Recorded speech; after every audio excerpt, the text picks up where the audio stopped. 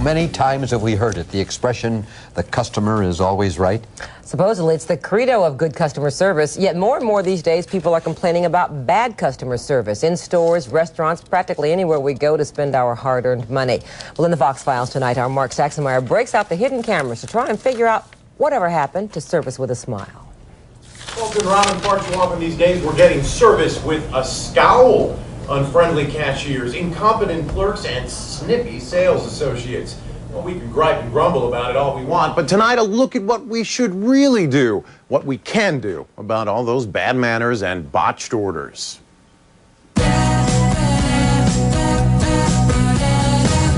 A busy day of errands and I've got places to go, things to buy, no time to waste. In return, all I'd like is a little assistance, a little appreciation, perhaps a kind word. Instead, at this fast food restaurant, I get silence while the employees gossip amongst themselves, completely oblivious to my presence as the only person in line. At this drive-thru, more silence, and then sass. Are you there? Go ahead. Okay. At this grocery store, the lines are long, the wait even longer. There's no way you guys can open another lane? It's just us. Oh, really? You're just short today or something? No, that's how it always is. At this ice cream parlor, I order a chocolate sundae from this employee, but that's not what I get. So is it Sunday? Single scoop Sunday? Yeah, Sunday? Yeah, that's what I asked for. In other establishments, they either stare at me blankly without any kind of greeting, gaze at me blankly with complete indifference to my questions, or best of all, convey a kind of passive-aggressive contempt. You having a good day today? I'm having a wonderful day. Yeah? I started to take it all a bit personally, thinking perhaps I was sending out some bad vibes. Still, what happened to me has undoubtedly happened to you. You feel like you're not being respected? People being rude and just kind of running over you. You feel you're being ignored. They're not knowledgeable about the stuff you're trying to buy. I do see people give you attitude. You know, they're in a service industry. They need to understand that. When I asked these hotel clerks why I should rent a room at this nationally known inn, as opposed to the competition across the street, here's the less than compelling sales pitch I received. Is one better than the other? Is one cheaper? Super 8 might be a few dollars cheaper than we are. Yeah. So you don't mind if I go there? You don't care? I care, but I don't mind.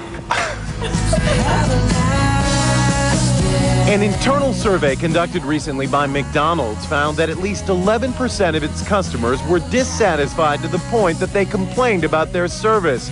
Yet when I asked this employee about it, she said the problem is rude customers, not rude employees. I thought the customer doesn't matter if the customer's mean.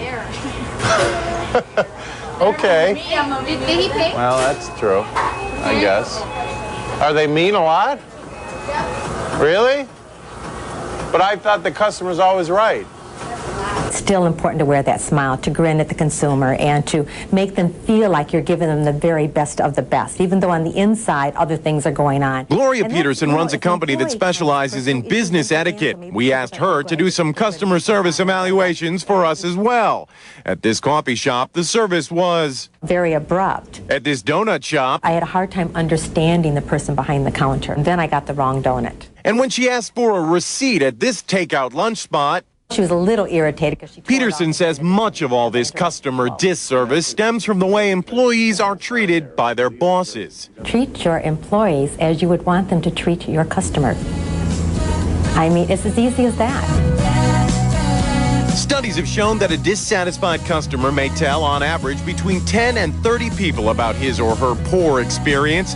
The problem is most of us remain complacent when it comes to complaining to the actual place of business. You have to say something. You do have to speak up. And now internet sites like planetfeedback.com, complaints.com, and consumeraffairs.com are making the process a whole lot easier, becoming the modern-day equivalent of the complaint department. The grievances are then forwarded on to the offending businesses. You couldn't tell me where Q-tips are, could you? You know what? I sure can. They're in aisle 3. Oh, thank you very much. So maybe with just a little prodding, folks can get back to that simple notion of taking pride in a job well done.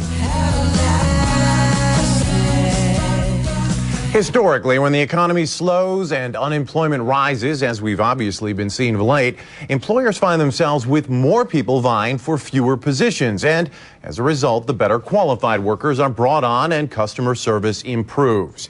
Still, many businesses continue to cut back on the amount of money they spend training their employees, preferring instead to pass along those savings to the consumer through lower priced merchandise. In the end, you get a better deal on what you're buying, but that decreased price often results in decreased service.